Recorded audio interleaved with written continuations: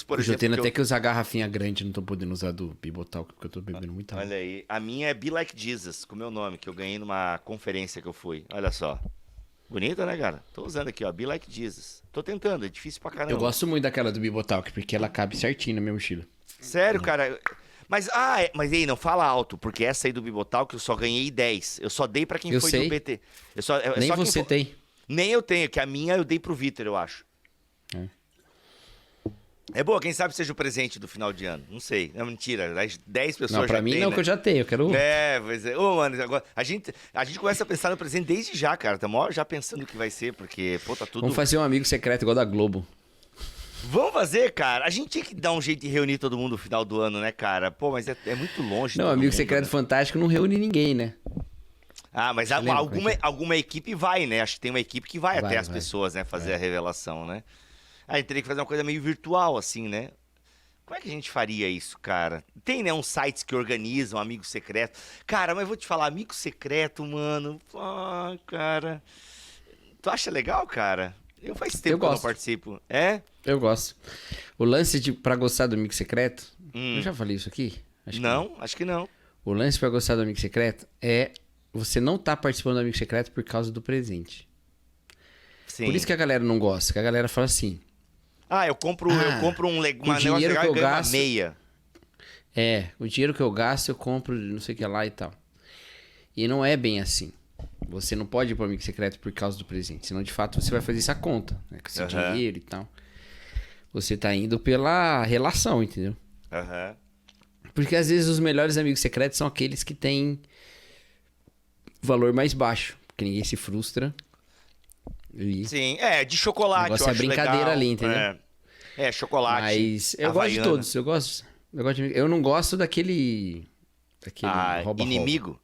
Cara, mano, esse aí não é legal não, velho. Você já participou desse amigo secreto? Que é inimigo secreto, né? Sei lá como é que é. Tem que você dá Mano, alguma coisa ruim, né? tem um inimigo secreto que você dá uma coisa ruim. Esse eu acho divertido pela zoeira, pela bagaceira. Mas, enfim, não, assim, acho divertido, mas não participo. É que eu não participo de nenhum, né?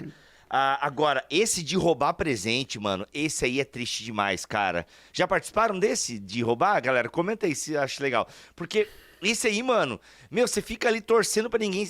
Mano, eu acho que desperta uns sentimentos meio ruins na gente, assim, esse do roubar. Eu não sei qual é o nome dele. Eu acho que é um Tem um sentimento episódio muito ruim. maravilhoso de The Office, que é Cara, como é que vocês lembram, era assim? Eu não lembro. um amigo secreto que Nossa! o Michael transforma num... tem um nome em inglês. Como é que é? Sei lá, que ele transforma nesse de roubar. Cara, eu lembro. Eu sei que tem um iPhone na jogada, não tem um iPhone na jogada? Um iPod, eu acho que Um ele dá. iPod, um iPhone é um iPod, E, cara, e ele dá ele faz uma maracutaia. Ele tira da Penny, não, Penny é do The Big Bang Theory. Gente, como é que é o nome da secretária? Que casa Pam. com o Jim? A Pen. Pam. Ele, não é a Pen que tava com o rolê e ele dá um jeito de tirar dela? Não. Eu não lembro, cara. Eu sei que tem um Eu não vou produto dar Apple. spoiler, assistam lá. Eu lembro, mas... Fala aí, mano. Eu nem sei qual temporada tá isso. Como é que eu vou achar? Meu Deus. Não vou dar spoiler não, porque esse episódio é muito bom. Deixa eu assistir. Então fala pra mim aqui no off-topic, sai, porque eu não vou procurar isso aí. Vai lá, fala. Rafa, Não, porque corta essa parte. ele tirou o Brian, ele tirou o Ryan, e aí ele levou pra ele. Só que aí quando ele viu que ele ia receber em troca, que era só uma luva de pegar coisa no forno, ele resolveu mudar. E aí Mudou fez a cada um regra. pegar uma coisa. Aham. No final, a Pam termina com o iPod. Só que depois ela acaba trocando pelo presente que o Jim ia dar pra ela, né? Depois que acabou a brincadeira toda, ela vai lá e troca com alguém lá que tinha ficado. Acho que era o Dwight, sei lá. Que da hora, velho. Que da hora.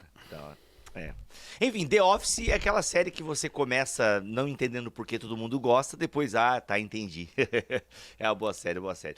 Mas Amigo Secreto, cara, vamos fazer um do Bibotalk. Dá pra fazer de livro na Amazon, né? Que daí todo mundo tem o endereço, compra, põe o endereço da pessoa, recebe lá. E aí manda num pacote, a gente abre num dia numa grande live, numa grande festa, todo mundo de branco. Agora você não pode dar livro, que você já tem todos. Se for daí tem que ser de outras editoras. Eu tenho todos a Thomas Nelson da Mundo Cristão. Das outras editoras eu não tenho. Vida Nova aí, ó, faz tempo que não me manda nada. Mas daí a Plenitude me manda. Se quiser dar um livro pro Bibo, assim, de outras religiões, né? Pode ser outras religiões. Eu não vou ler, cara. Mano, ontem me perguntaram, cara, tu estuda muito sobre o satanismo? Eu falei, cara, não estudo nada. Eu mal e mal conheço tudo do cristianismo, então assim, eu não... porque a gente falou sobre isso, né, num episódio aí pra trás. Mas a pessoa não acompanha. É alguém aqui do coworking e tal, que sabe quem eu sou, mas não acompanha o nosso trabalho e tal. Então, de vez em quando a gente se cruza no café ali. A gente tem amigos em comuns e tal. Aliás, ele trabalha aqui do lado, da sala do lado.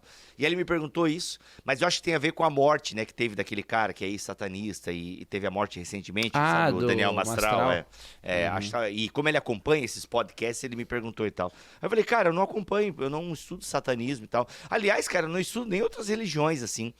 Essa eu até reconheço, talvez. Assim, eu acho que estudar o satanismo é um pouco perda de tempo, assim. Eu não acho que ele seja uma coisa, assim, muito... Uau, precisamos estudar. Acho que tem pouca capilaridade no povo brasileiro. Agora, outras religiões, talvez eu vacile nisso, assim. Não em termos apologéticos. Teve agora esses dias a inauguração... Teve agora a inauguração de um templo satanista aí numa Mas cidade. foi cancelado isso aí, não foi? Acho que ia ser no Rio Grande do Sul. Não teve uma parada que foi cancelado? Acho que o evento foi cancelado, não foi? Mas a igreja foi. Tá certo? Quer dizer, não sei. Eu acho que não, cara. Igreja do Satanás, não? Como é que eles chamam Porque coisa quando de eu Satanás? quando eu ouvi a notícia, já era no dia seguinte que ia acontecer. Então, tipo, eu vi no rádio. Inaugurado. Templo de Satanás. Eu botei templo. Santuário com estátua gigante de luz será inaugurado. 9 de agosto. Justiça determina a interdição do santuário dedicado a Lúcifer. Caramba. Estado likes. Com estátua de 5 metros, mano. Por que a justiça interditou? Decisão estabelece multa diária de 50 mil em caso de descumprimento da ordem judicial. Pô, mano, ali... Bah, que estátua feia de Satanás, mano. Estátua de Lúcifer erguida em Gravataí. Pesa 1 tonelada. Estátua feia dos infernos?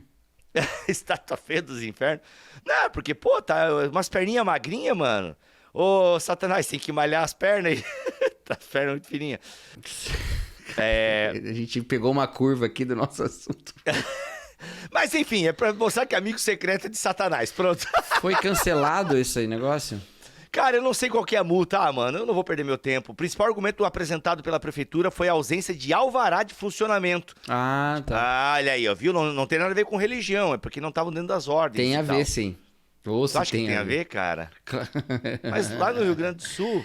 Vou ficar quietinho. Claro. Além disso, a administração municipal apontou que o pedido... Nossa, eu tô tossindo pra caramba. Mas aí o Rafa mutou o teu áudio nessa parte que eu falei. Além disso, a administração municipal apontou que o pedido se deu também pela insegurança gerada diante de grande repercussão causada pelo tema. Aí vem o lance que você não quis falar. A decisão proferida não é isso que eu não quis falar, não. Isso aí, eu até imaginei que o motivo já fosse esse. Ah, tá. Não, é porque assim, a questão do alvará eu acho uma desculpa ou um motivo bem sério, né? Esse aqui já ficou meio no tipo, a repercussão não foi boa, aí já entra num campo meio das ideias que, enfim, né? Ato de intolerância, diz fundador de santuário dedicado a Lúcifer, após interdição de espaço. Olha aí. De acordo com o fundador do santuário, mestre Lucas de Bará da Rua, a defesa já entrou com recurso, tá? É um sítio, área que nós compramos para o santuário, enfim. Mas enfim, olha, confesso que tenho um pouco de curiosidade para saber o que se faz num santuário de Satanás. Sério, cara, eu não iria, né? Mas um pouco Você tem curiosidade? Não tem curiosidade, não. Sério, o que eles fazem? Um culto? Tipo, eles cantam que música? Não faço a menor ideia. Fica aqui minha recomendação, que eu falei o nome errado da outra vez, mas leiam o conto A Igreja do Diabo, do Machado de Assis. A Igreja do Diabo é o nome, Vocês né? não vão se arrepender. Cara, eu vou ter que anotar isso aqui, pera. Eu vou ter que anotar. A É Igreja muito do bom. Diabo. A Igreja do Diabo. Uma vez eu preguei um sermão que eu comecei falando desse conto. Ó, tá em domínio público, galera. Você acha na internet aí, eu vou ler isso aí. Mas enfim, não, tenho curiosidade pra saber que música. Qual é o estilo musical do templo a Satanás, entendeu? Eu fico pensando. Eu sei. É Marilyn Manson e Slayer. Boa. Mas enfim, e aí? Você tem curiosidade? Você iria? Eu não. Porque Gravataí não é tão longe daqui de Joinville, eu acho. É o estado Não iria nada, cala a Roda a vinheta, Rafa. Mano, você já teve problema com esse negócio aí uns anos atrás. Que problema vídeo que eu lá tive? do Adoradores de Lúcifer. Ô, gente, pelo amor de Deus, é só curioso. Pelo amor de Deus. Não, pô, aí a pessoa tem que ser muito espírito de porco pra achar que eu tô interesses em querer conhecer a igreja de Satanás pra fazer uma visita. Tipo, pô, mano, não. É uma questão mesmo sociológica. É igual eu visitei. Ciência da religião. Exato. Uma questão. Por exemplo, assim, no nosso curso de graduação, o nosso professor de liturgia. Eu acho que é nessa disciplina, cara. Ele levou a gente em várias religiões, assim, em Curitiba. A gente foi numa sinagoga, a gente foi numa mesquita. E, cara, terminamos a noite num culto da Universal, numa sexta-feira do descarrego. E, cara, foi uma experiência interessante. Tem até um áudio antigo aqui do Bibotalk. Bibotalk visita a IURD. Ó, é um áudio meu de 2013, enfim, que eu conto essa experiência. Cara, é em termos, assim, científicos, entendeu? Científicos. Eu confesso que o lance de Satanás, eu não iria, porque, assim, tenho curiosidades, confesso, para saber o que rola lá dentro, mas apenas curiosidades investigativas. Mas é que, pô, eu acredito na existência dele mesmo, entendeu? Como um ser lógico, contrário né? a Deus e tal. A gente falou sobre isso, inclusive, agora. Exato, semanas um episódio atrás, pra né? trás aí, é. Exato. Então, não é o tipo de coisa pra brincar, assim, e tal, né? Enfim, eu acho, né? Então, é isso, né? Não iria. Curiosidade tenho? Eu confesso. Mas é o passarinho sobrevoando na minha cabeça, não vou deixar ele fazer ninho, tá bom? Então, roda a vinheta agora, Rafa. Fiorou. Bibotalk apresenta BT Papo, uma conversa regada à Bíblia, teologia e risadas. Muito bem. Começa mais um BT Papo de número 60, senhor Cacau. Somos sexagenários. Já temos vaga especial dos estacionamentos de podcasts. O BT Papo já tem aí, ó, uma vaga preferencial, fila exclusiva, olha, sexagenário não, seria 60 anos, né? Mas estamos aí com o episódio 60 e o tema de hoje é qual a importância da música antiga da década de 60 para o louvor. Mentira.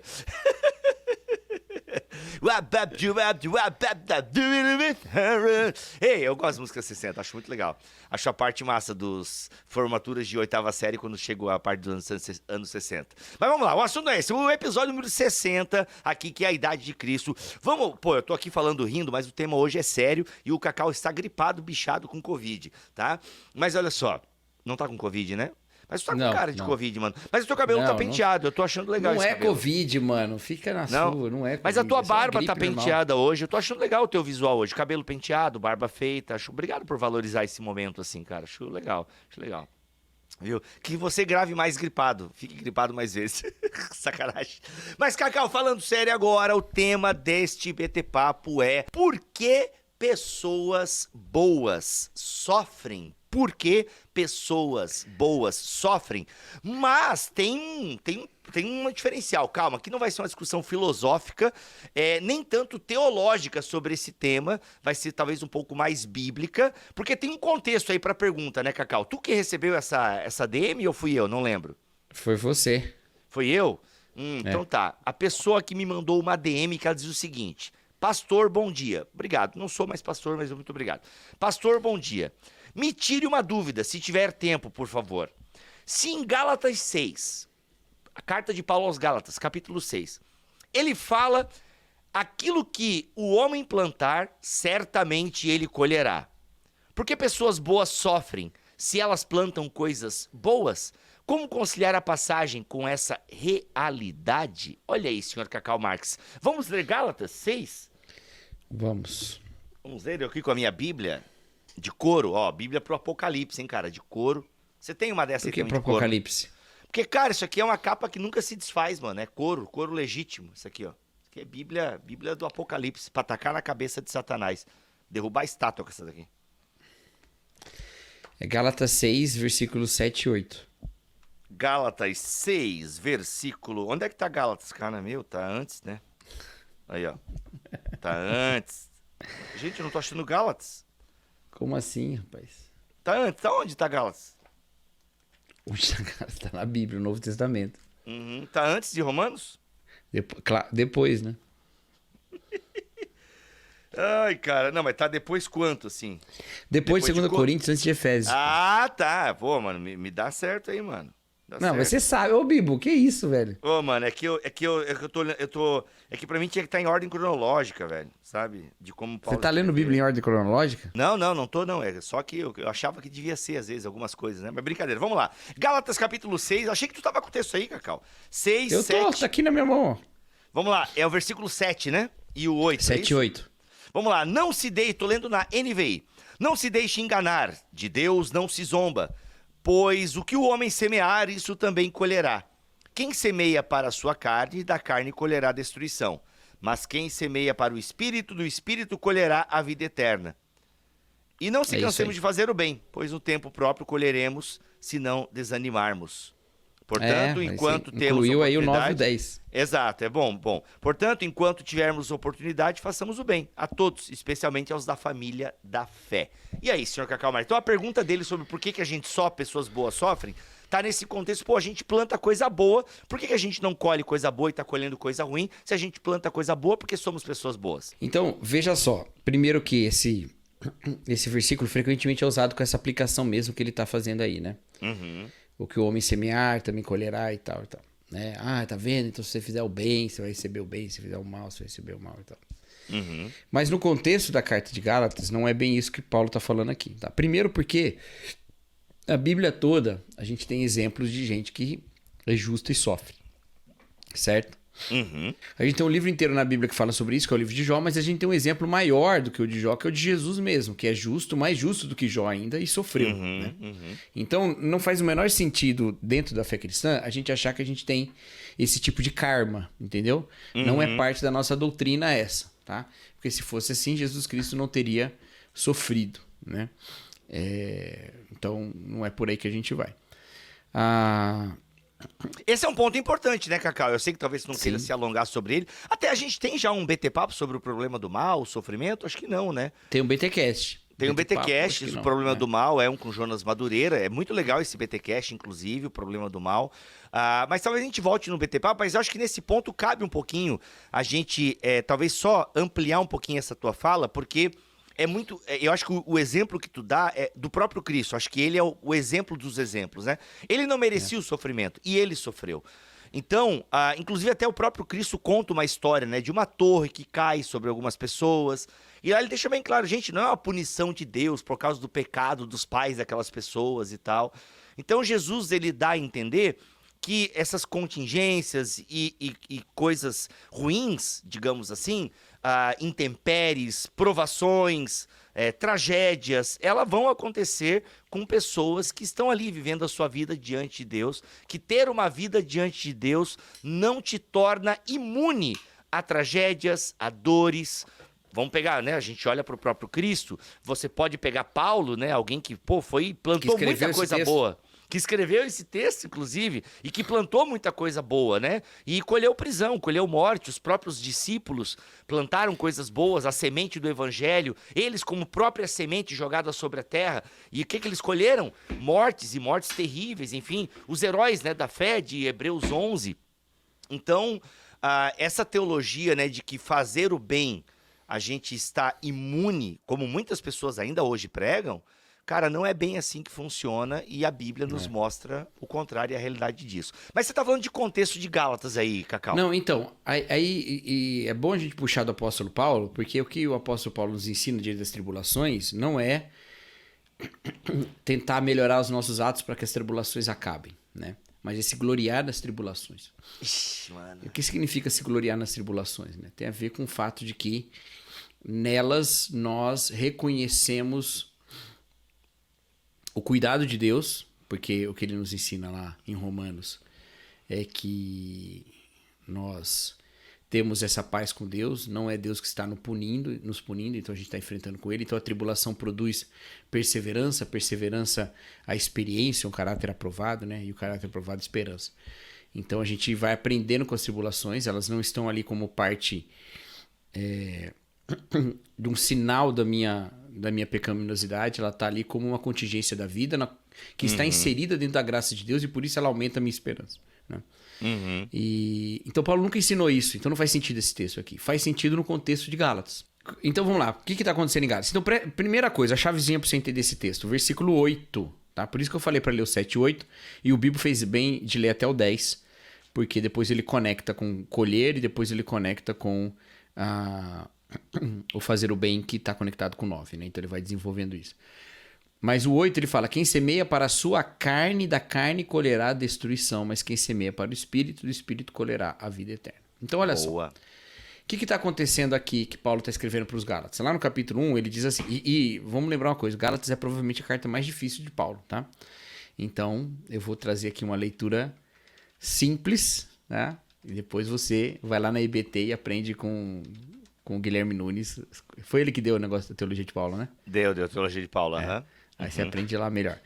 E no módulo de Espírito Santo, eu falo sobre o fruto do Espírito. E eu dou uma introduçãozinha a Gálatas ali na primeira aula, bem rapidinho. Né? Olha aí. E Cacau, aproveitar esse momento de jabá aqui, ó, nesse comentário de Gálatas aqui, galera, ó, esse aqui, do N2 Wright, tá? Ele está em promoção até o dia 20 de setembro de 2024, com 35% de desconto se você usar o meu cupom. Ó, o Rafa vai colocar na tela aí, ó. Esses 3 livros do N2 Wright estão com desconto se você usar esse cupom que tá aparecendo aí. Beleza? O link e o cupom estão aqui na descrição deste BT Papo no YouTube, no canal do Bibotalk. E também, se você estiver ouvindo, tá lá no nosso site também. Mas no YouTube não tem erro. Beleza? Ó, e é um baita comentário do N2 Wright sobre Gálatas, então ele vai te ajudar também a entender. Mas vamos lá, Cacau. Muito bom. É diferente do comentário de Paulo para Todos, viu, gente? Esse aí é bem diferente. Ele é um pouco mais profundo. É uma obra de referência do Wright. É.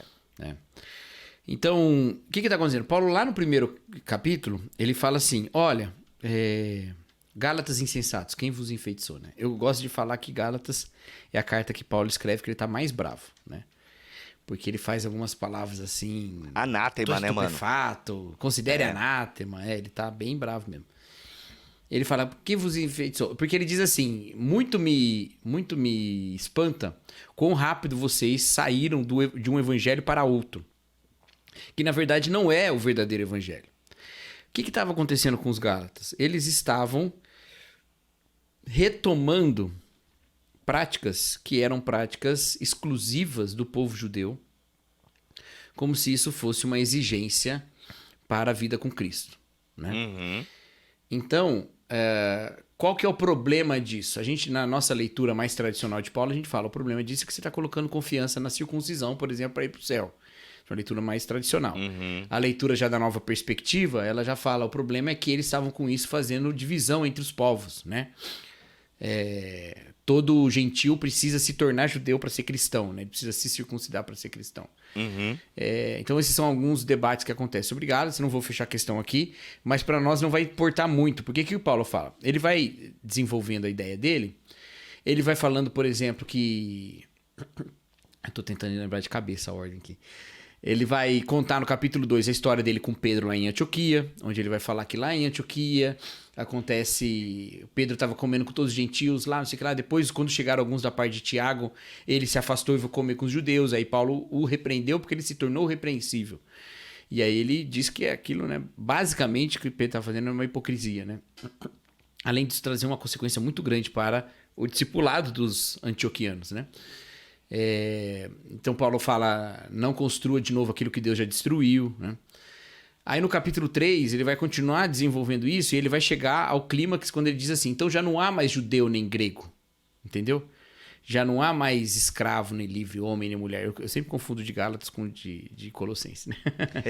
Mas nós todos estamos em Cristo Jesus, né? Todos nós estamos unidos em Cristo. Então o sacrifício de Jesus, é o que Jesus fez, tá?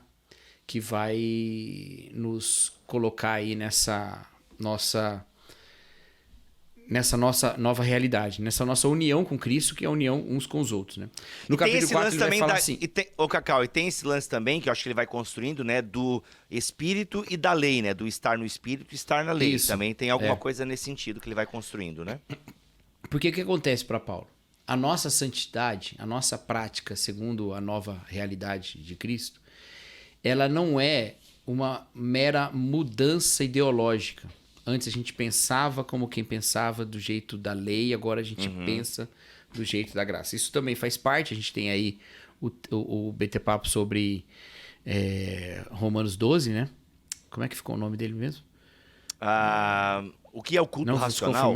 O que é o culto racional, exatamente. Uhum. E a gente fala um pouco sobre isso. Então tem essa mudança de mente, com certeza tem, mas não é só isso. A prática da igreja, ela tem a ver com a vida de Cristo na igreja. Então é por isso que lá no capítulo 2, Paulo fala assim, nós já fomos crucificados com Cristo. E agora eu já fui crucificado com Cristo. Agora vive não mais eu, mas Cristo vive em mim. E a vida que agora eu vivo na carne, vivo pela fé no Filho de Deus. Então, ele vive uma vida na carne agora. Todos nós vivemos, nós temos uma vida na carne, mas a gente vive pela fé em Jesus e não mais pela carne, certo? Exato. Então, ele vai desenvolver essa ideia toda. Lá no capítulo 4, ele vai falar que antes a lei tinha um motivo, porque ela era como o raio que pegava pela mão e levava a gente até onde a gente tinha que ir. Mas agora que a gente já é grande, não é mais criança, a gente não precisa mais de alguém fazendo isso. Então, a gente não precisa mais da lei com essa função. Exato. O que o Tim Keller destaca no comentário dele, aquele comentário... Não sei que Gálatas tipo pra você? Aquele estudozinho dele, Gálatas pra você, sobre Gálatas, ele fala, olha, quando uma criança cresce, ela não precisa mais do pai mandando o tempo todo o que ela tem que fazer, mas isso não significa que ela pode agora fazer o que ela não fazia. Então, antigamente, você ia atravessar a rua, alguém segurava na sua mão e te ajudava a atravessar. Agora, você não precisa de alguém segurando na sua mão, não significa que você vai ser atropelado. Entendeu? Exato. Você só não precisa mais de alguém cuidando de você. A ideia é essa. Então, assim, a lei... ela não tem mais essa função, mas isso não significa que o que ela mandava a gente fazer não é pra gente fazer, certo? Exato. Mas a gente faz por quê? A gente faz porque agora Cristo vive em nós. Isso é muito importante. Aos Coríntios mesmo, Paulo vai falar no capítulo 15 de 1 Coríntios, que se Cristo não ressuscitou, nós permanecemos nos nossos pecados. Por que isso? Se quem paga os nossos pecados é a morte de Jesus. Por que a ressurreição? Porque para Paulo, o único poder para nos libertarmos da escravidão do pecado é o próprio Deus vivendo através de nós. Se Cristo morreu e não ressuscitou, ele não vive mais. Se ele não vive mais, ele não vive através de nós. Então esse é o poder. Por isso que a gente vive pelo Espírito. Essa é a ideia de Paulo. É o Espírito nos movimentando. É o Espírito que nos movimenta, é Ele agindo através de nós, é Ele vivendo através de nós. Nesse sentido, a circuncisão não faz mais sentido nenhum. Para usar uma figura do apóstolo, do N.T. Wright, do apóstolo do N.T. Wright, que ele usa naquele livro Simplesmente Jesus, ele fala assim, até eu chegar num lugar, tem placa para aquele lugar. Quando eu chego no lugar, não tem mais placa para lá, porque eu já cheguei. A lei era uma placa até a vida que a gente tem em Cristo. Uma vez que a gente já chegou em Cristo, a gente não tem mais a lei. Entendeu? Porque a placa... Então, assim, Joinville, 600 quilômetros, tá lá escrito, né? Quando você chega em Joinville, não tem mais Joinville 600 quilômetros, porque você já tá em Joinville, entendeu? Tem uma chuva, tem uma chuva, isso. Tem uma chuva. Então, entende? Essa que é a questão. A mesma coisa está acontecendo aqui. Então, ele vai desenvolver isso, ele vai falar, por exemplo, a analogia do monte, né? De nós sermos filhos da promessa e não filhos da lei, né? Filhos da escravidão, quando ele compara Sara com Agar. E aí ele faz uma argumentação que eu acho maravilhosa. Ele diz assim, olha, a promessa lá de Deus para Abraão, ela era a promessa da bênção para todas as famílias da terra. Era uma promessa para todo o povo, para todos os povos. Depois veio a lei. A lei, então, não pode anular o que veio antes. A promessa posterior não pode anular a promessa que veio antes. Ou seja, o que ele está dizendo? A lei é um caminho para a bênção de todos os povos. Então a gente não faz mais essa distinção. Não, esse é circuncidado, aquele não é. Não, porque você não pode, com a lei que exige a circuncisão, anular a promessa de Abraão, que não exigia circuncisão. Exato. A promessa é maior do que a lei, entende? É maior do que o mandamento. Então ele está caminhando assim. A argumentação é brilhante de Paulo. Então, o que acontece? Acontece o seguinte... Paulo vai argumentar também que se você confia nas suas obras, ou seja, se você confia na circuncisão, você está confiando numa coisa que você faz. Mas o que é que a gente faz? A gente faz um monte de coisa errada. Entendeu? A gente faz um monte de coisa errada. Então, para Paulo, a única maneira de você se libertar do pecado é pela vida do Espírito. É o Espírito vivendo através de você. Então há uma batalha entre nós, entre o Espírito e a carne, dentro de nós, entre o Espírito e a carne, isso que ele coloca. A gente quer viver pelas nossas próprias obras, a gente quer viver pelo Espírito. E aí Paulo vai dizer que esse apegar essa circuncisão não é viver pelo Espírito, é confiar na carne. Entendeu? É semear na carne. É semear na carne. E aí o que acontece? Não é à toa que no capítulo 5 ele fala de obras da carne e fruto do Espírito. Obras da carne porque são obras, são coisas que a gente faz. E a gente faz tudo aquilo. O fruto do Espírito é aquilo que o Espírito frutifica em nós. O fruto do Espírito não é obra. É vida do Espírito na gente. Entendeu? Uhum. Mas isso, gente, é extremamente polêmico. A gente perde o tom que Paulo está usando aqui. Porque ele está comparando o confiar nas práticas da vida, nas práticas religiosas da vida. Ele está comparando com as obras outras da carne, que são lascívia, ira, contenda, um monte de coisa assim. Sacou? Olha o problemão. Uhum. Então ele está pegando uma coisa que é feita com piedade, mas é uma falsa piedade.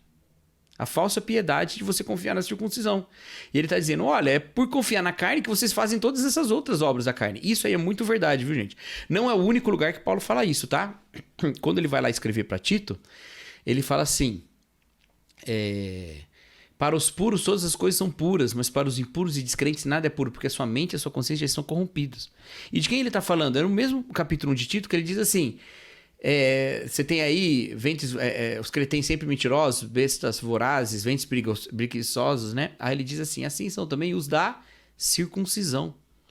Então Paulo sempre tem essa ideia de que aquele que confia na circuncisão e que exige a circuncisão dos outros, ele está a um passo de fazer todas essas obras da carne. E isso acontece muito na nossa vida. As pessoas mais religiosas são as que fazem as coisas mais absurdas. Por quê? Frequentemente porque elas compensam uma coisa com a outra.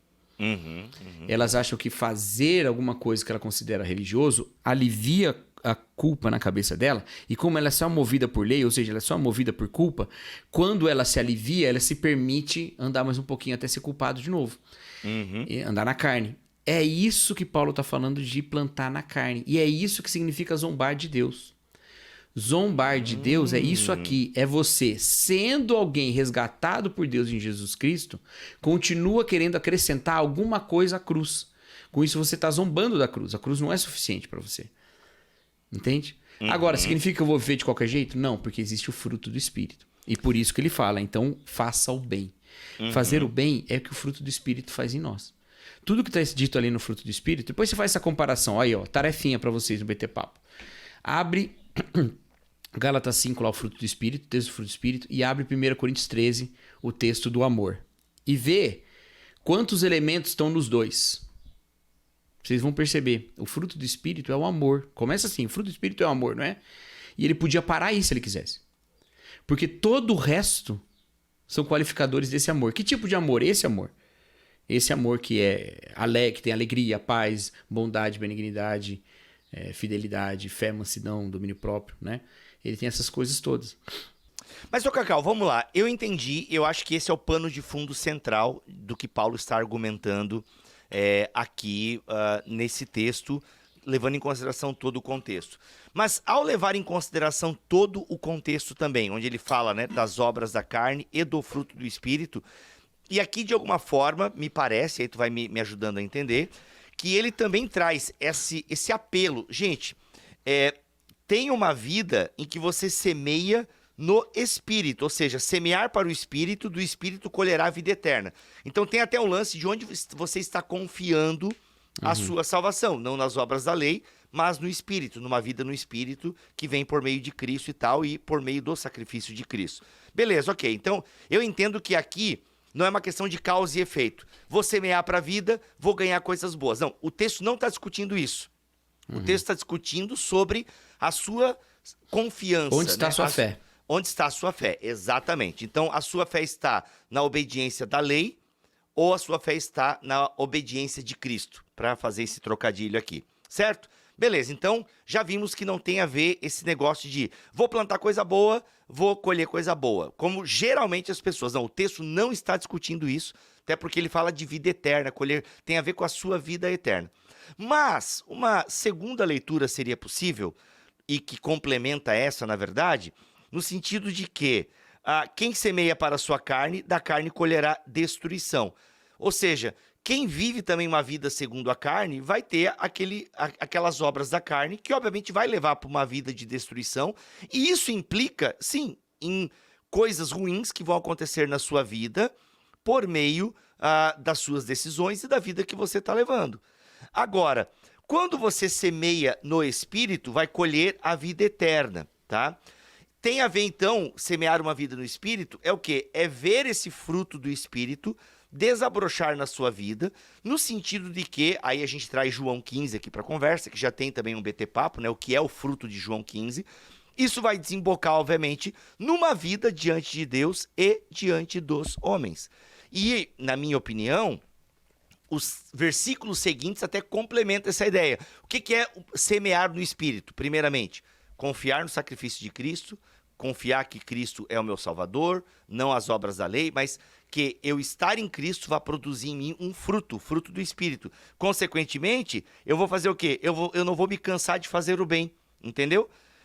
E pois do tempo próprio colheremos se não desanimarmos. Então a colheita aqui que é esperada não é nem o benefício próprio, mas uma comunidade que leva os fardos uns dos outros, como ele começa o argumento lá no início do capítulo, né? Levem os fardos uns dos outros e assim cumprirei a lei de Cristo.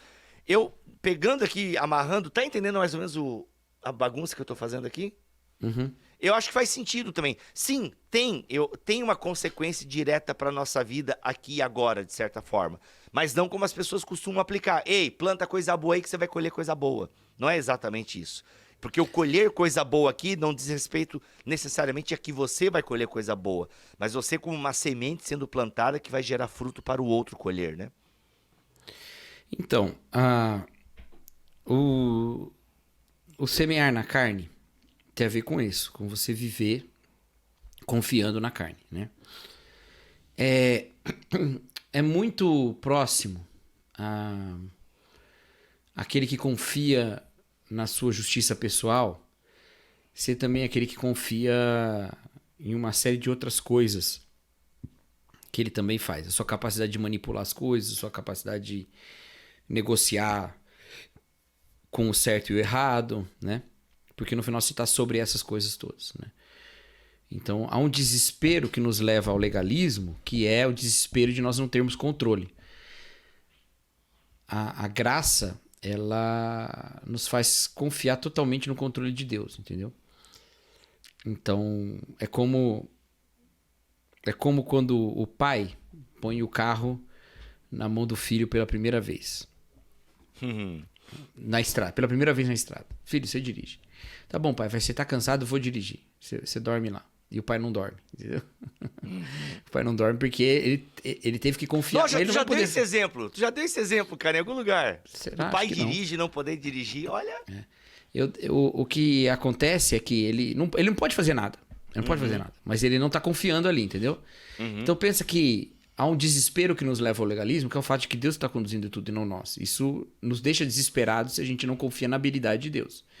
Se o pai não confia na habilidade do filho, ele não vai dormir, né? Se a gente não confia na habilidade de Deus, a gente não vai dormir, descansar nele. Mas na prática a gente vai fazer a mesma coisa, vai todo mundo no culto. Vai todo mundo, entendeu? Na prática, o passageiro que está confiando no motorista, ou o passageiro que não está confiando, vão fazer a mesma coisa, vão ficar sentados, cinto de segurança passado, vai todo mundo fazer a mesma coisa, tá? Mas a sua conduta vai ser diferente, né? O cara vai falar um monte de coisa, ele vai ficar nervoso e tal. Na vida acontece isso também. Na prática, a gente não consegue diferenciar muito, né? As pessoas, vai todo mundo na igreja, vai todo mundo fazendo, todo mundo dá o dízimo, todo mundo faz essas coisas todas, né? Mas existe essa destruição de uma vida que é confiada na carne, que vem de um desespero e dessas coisas todas, né?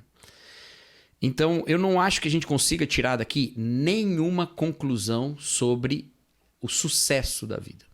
Nenhuma. Tá?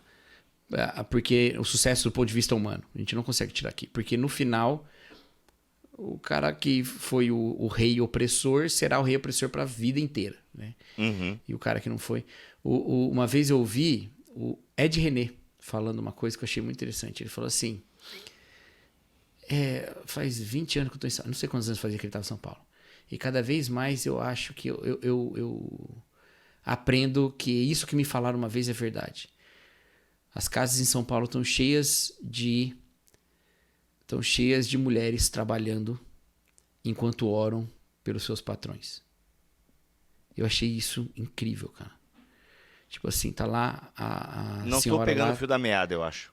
tá lá a senhora lá lavando louça, por exemplo, enquanto ora e fala, Senhor, põe juízo na vida do filho desse cara que...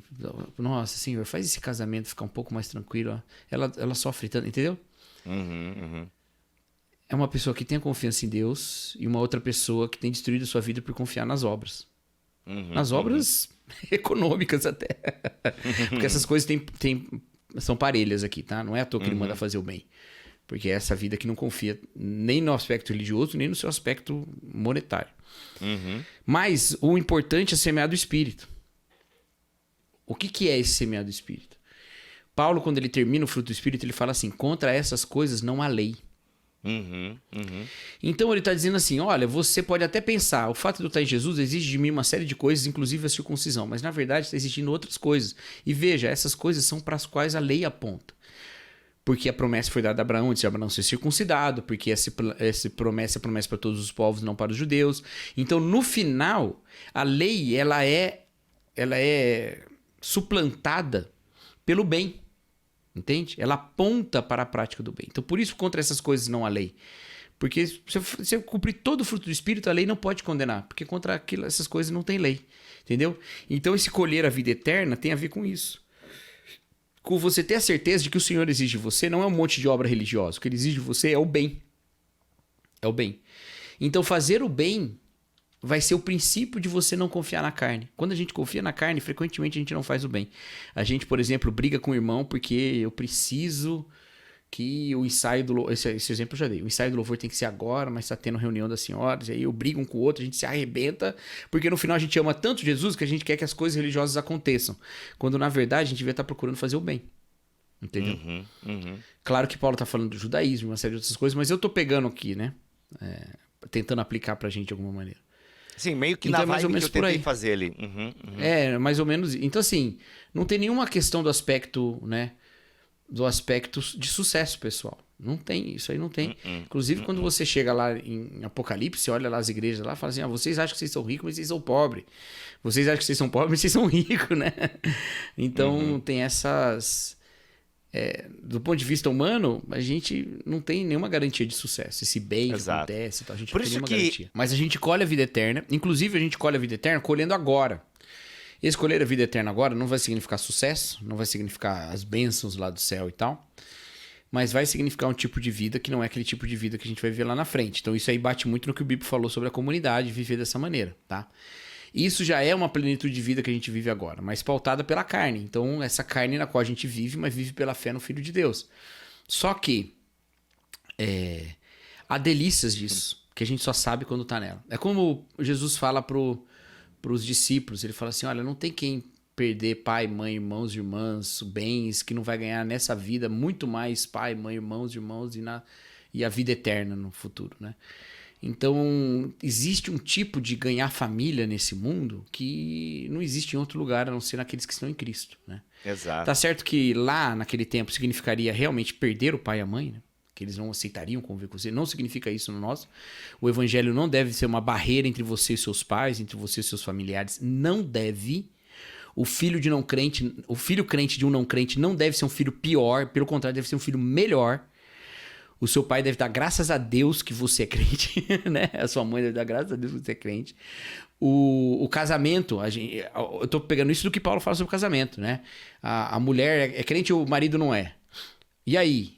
Então vou, né, brigar com ele. Não. Ele tem que dar glória a Deus pelo fato de você ser crente, né?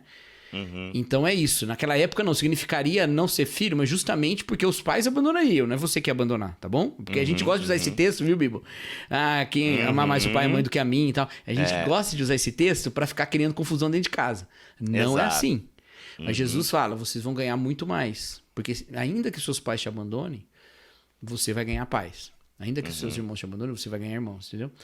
É mais ou menos por aí. Tá, então você Cacau, mas você experimenta já a vida eterna nisso também, tá bom? Mas um parênteses tem que ser colocado aqui, Cacau. Eu acho assim, pode ter casos, sim, em que a sua fé traga conflito dentro da sua casa, né? Isso talvez seja... É mais raro do que o pessoal às vezes costuma usar esse texto, sim, mas pode acontecer. Pode acontecer que a sua fé traga algum conflito na sua casa. Mas, eu acho que enquanto você é menor de idade, obedeça os seus pais e tal, mantenha a sua fé, não estou dizendo para você negar a sua fé, mas vai orando sobre isso. Esse texto não é um convite para você se rebelar contra os seus pais e sair de casa com 15 anos de idade, né? Eu acho que talvez não, né? Não é. Mas é justamente o que eu tô dizendo. O conflito não vem de você. Não pode vir de você. É isso que eu tô dizendo. O conflito vem do outro, né? Mas, então, é só isso. Mas, assim... Né, tem gente que por qualquer coisa já está sendo perseguido e, meu Deus, olha aí, tal, importa amar a Deus, não os homens, então, não é? Não, calma. O jeito errado de usar esse texto que eu falei antes. Exatamente, porque no tempo de Jesus realmente era abrir mão da família, da religião, era uma parada muito forte. Cara, né? Mas de novo, eram os pais que iam abandonar. É a mesma coisa. Exato, exatamente. Né? Uma das interpretações desse texto do casamento, da qual eu gosto muito, para ser bem sincero, é de que Paulo tinha passado por isso, né? Que quando ele se converteu, a esposa o abandonou. Não está escrito isso, né? É uma conjectura por alguns elementos, né? Por exemplo, dificilmente Paulo teria a posição que ele tinha entre os judeus se ele não fosse casado. Certamente ele não está casado porque ele fala, eu espero que todo mundo permaneça como eu. No caso, ele estava falando que ele não estava casado. Então, se ele já foi casado e não foi mais, ou ele é viúvo ou ele é separado. E por que separariam dele? Não é muito fácil uma mulher rejeitar um homem naquela época. Era mais fácil um homem rejeitar a mulher. Exatamente. Possivelmente porque a comunidade judaica que o afastou, possivelmente, não é nem provavelmente, viu, gente? Possivelmente, a comunidade judaica que o afastou da comunidade, afastou também a sua esposa, né? O sogro, possivelmente, ou alguma outra pessoa, né? Fala, não fica com esse cara não, que esse cara agora é anátema, sai fora. Exatamente. Então, essa é uma possibilidade. Então, assim, sempre parte do outro. É isso que esse texto lá do casamento nos ensina, e eu acho que é um princípio pra gente levar pra família toda, né? Sempre vai partir do outro, nunca vai partir do crente. Exato. É isso. Então, gente, essa lei da semeadura, que muitas vezes o pessoal fala, eu até entendo que eles queiram ensinar uma coisa boa. Olha, faça... Não sei se quer ensinar uma coisa boa, não.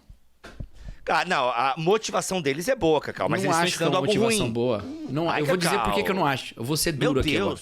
Não é uma motivação boa porque você não ensina nada através da ganância e do medo.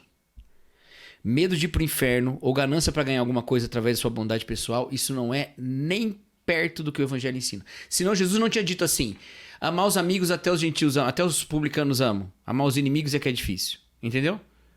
Amar amigo, gente, você tem recompensa, entendeu? Então tem alguma coisa que a gente tem que exigir que não é simplesmente vou fazer o que todo mundo faz. Pra mim não é bom, cara, não é bom mesmo. Você ensinar que você vai fazer o bem pra dar tudo certo na sua vida, você vai fazer o bem pra você não receber o mal, cara, pra mim não é uma coisa boa, não é uma coisa de evangelho que tá se ensinando ali. E às vezes quem não tem essa mentalidade tá mais perto de chegar em Jesus, quem já faz o mal mesmo sem medo, do que essa galera cheia de medo, sabe? Sei lá. Fica aí. Descarregou. É isso. E outra, a lei da semeadura, o pessoal usa lá, 2 Coríntios 9, né? Nem é tanto esse texto também, mas eles usam muito lá aquele... você vai plantar. Com fé. Isso, Mas daí é mais o lance das ofertas, né? Da grana, da grana. Da grana. A galera usa mais pra tirar a grana da galera. Aqui o pessoal usa muito esse negócio da lei da semeadura e tal. Que o homem plantar, certamente colherá, né? Então, gente, é bom colocar o texto dentro do contexto pra gente não, né, enfim, cair em algumas armadilhas, tá bom? Se você gostou, comenta, compartilhe, passe pra frente, tá bom, gente? O BT Papo precisa aí. E claro, quer estudar teologia comigo, com o Cacau e outras pessoas mais legais do que nós? Vem para a Escola Bibotalk de Teologia, tá bom? Tem mais de 130 aulas lá e ainda aumentando. Vai entrar Bibliologia com Paulo On agora, olha só que legal. Tem módulos que nós... vai ser massa demais, cara. Então tem muita coisa legal. E-books sendo preparados. Enfim, gente, ó. E aproveita para entrar na EBT, porque em setembro vamos aumentar, vai mudar a dinâmica da EBT. Então aproveita esse precinho bacana que a gente tá 30% de desconto no plano anual. Só vem pra EBT que tem muita coisa boa que já tem e muita coisa boa que ainda virá, tá bom? Ó, esperamos vocês na EBT, tá bom? É isso, Cacau. Voltamos na semana que vem, se Deus quiser e assim permitir. Fiquemos todos na paz do Senhor Jesus. Deus abençoe essa gravação. Meu Jesus. Voltamos. Agora tu caiu, né?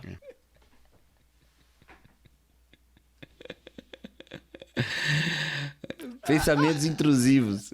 Eu não vou explicar. Deixa assim. Não, nunca. Acho uma perda de tempo. Desculpa. Corta isso, Rafa. Salve-nos do processo, Rafa. Exatamente.